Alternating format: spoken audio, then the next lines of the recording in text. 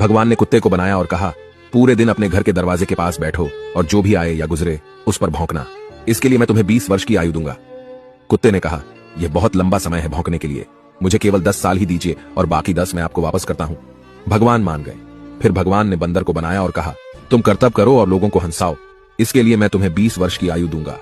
बंदर ने कहा, 20 वर्षों तक कर्तव्य करना, क्या मैं 10 वर्ष वापस कर दूं जैसे कुत्ते ने किए?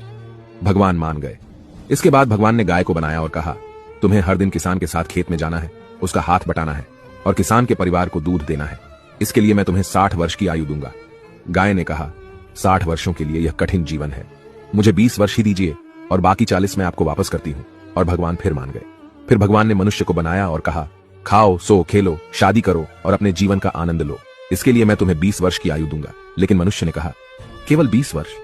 क्या आप मुझे कुत्ते द्वारा 10, गाय द्वारा 40 और बंदर द्वारा लौटाए गए 10 साल और नहीं दे सकते? भगवान मान गए और कहा, ठीक है, मैं तुम्हें 80 वर्ष की आयु देता हूं।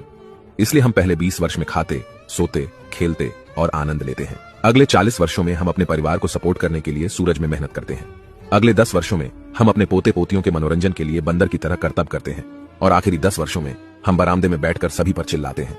यही मानव जीवन है।